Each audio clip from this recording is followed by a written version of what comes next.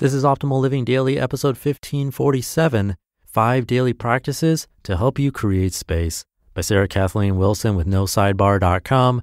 And I'm Justin Malik. Happy Friday. Welcome back to Optimal Living Daily, or the OLD podcast, where I read to you from some of the best blogs I can find and get permission from, covering self-help or personal development, minimalism, productivity, and a lot more. And it's my business partner Lee's birthday today. His name's not Lee's, it's Lee. He does a lot of the work behind the scenes here that I just don't have time to do. And he doesn't get the recognition I do as the host of the show, but it's well-deserved. So happy birthday, Lee. Hope you have a great one. He actually picked today's article.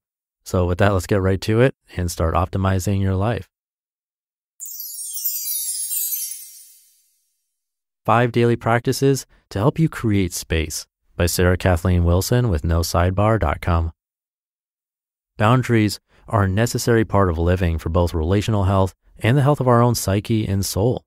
Not only do intentional boundaries help us define who we are and the kind of life we want to be living, they help us know when to say yes and when to say no to anything that comes our way. In short, boundaries help us weed out the excess in our lives and create the space needed to thrive. What happens in a life without boundaries?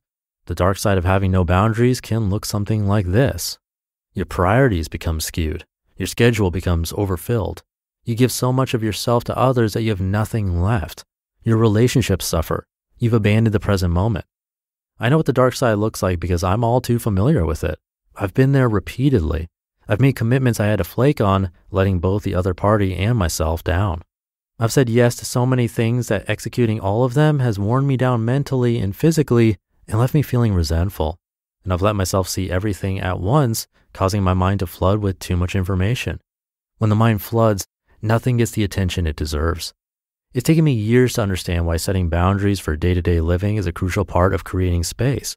To arrive at this place of understanding, it's taken me experiencing the full weight of what happens when boundaries aren't set and lines get blurred. When lines get blurred, space gets lost, and joy, gratitude, and peace fall absent. Through my own process of understanding, I've identified 5 daily practices and challenges I believe can help anyone struggling with boundaries restructure life in a way that allows you to have the space you need to thrive. Number 1, shape your life around the integral aspects of your existence. This might seem like a no-brainer, but there's something to be said for writing out what's most important to us and keeping it close and visible. In doing so, we are far less likely to say yes to something that doesn't come close to supporting our priorities. Likewise, it might help us readily say no to a good opportunity that simply isn't the best for us. Last year, I said yes to a dream job.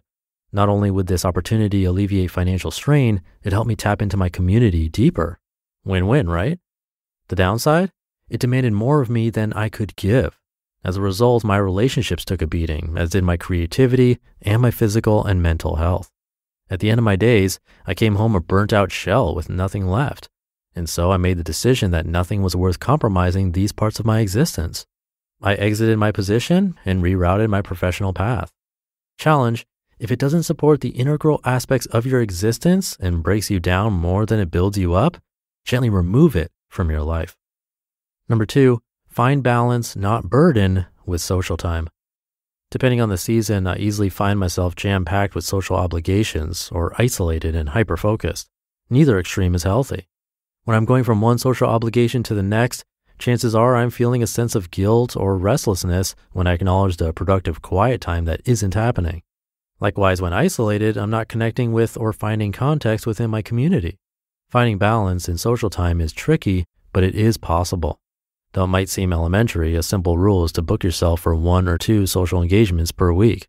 That way there's room to add more if an invitation that supports what's most important to you pops up, and yet still allows you enough downtime to avoid feeling burdened. Challenge: engage in enough social time to connect, not so much that it drains you and is counterproductive. Number 3, take control of daily communications. Thanks to technology, we are able to communicate with countless individuals at any given moment.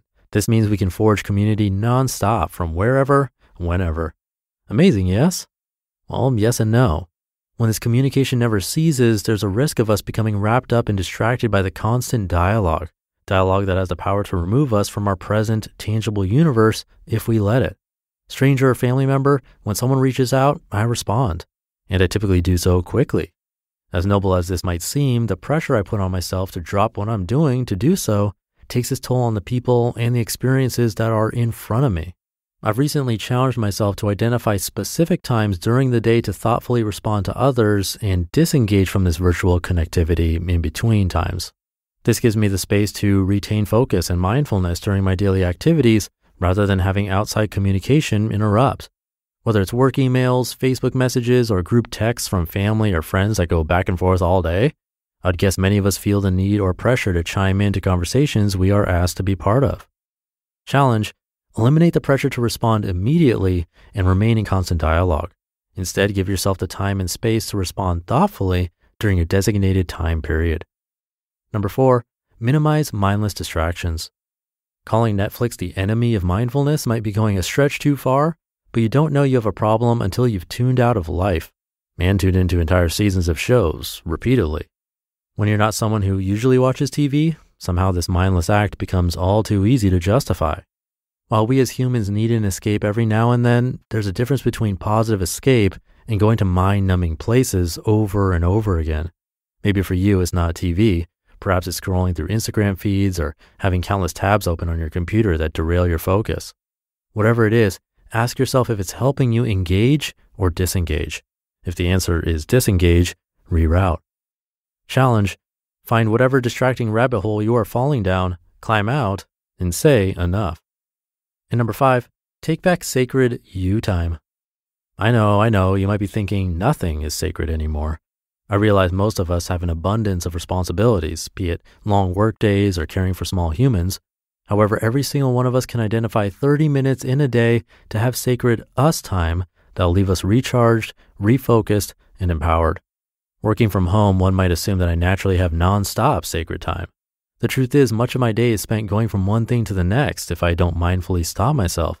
Generally speaking, my sacred time for thought and connecting with my inner self comes when I get out of the house and go for a run and mindfully put one foot in front of the other, following my breathing, trusting the process. Sacred time doesn't have to be a physical activity. It could be powering down your computer and sitting quietly with a pen and paper for 30 minutes of reflective expression. It could involve working on a creative project that's for you and only you while your kids are sleeping. Whatever it is, this time should be all about you and what your heart and soul needs. Challenge: give yourself the sacred time you need for your own peace of mind and renewal of the spirit. Having this time will put you in the best position to set intentional boundaries for the rest of your day and all the days to follow. You just listened to the post titled 5 Daily Practices to Help You Create Space by Sarah Kathleen Wilson with NoSidebar.com. And this episode is sponsored by Skillshare. The online learning community is offering our listeners 2 months of free premium membership. Explore new skills, deepen existing passions, and get lost in creativity with classes from Skillshare. There are so many fascinating classes on Skillshare on topics, including productivity, which you hear a lot on this show. The one I'm starting is Simple Productivity, How to Accomplish More with Less from Greg McEwen. He's actually been mentioned in articles I've narrated as an expert, so this is a perfect fit for you as a listener of this show. This class is like a mix between productivity and minimalism, or essentialism, as Greg would say.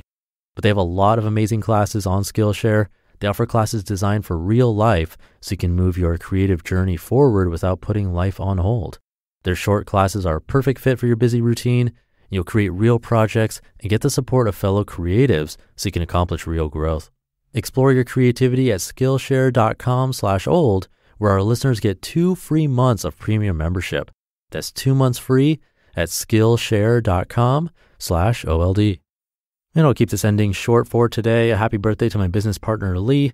And thank you for being here and listening through to the end and for subscribing. Have a great start to your weekend, and I'll see you tomorrow, where your optimal life awaits.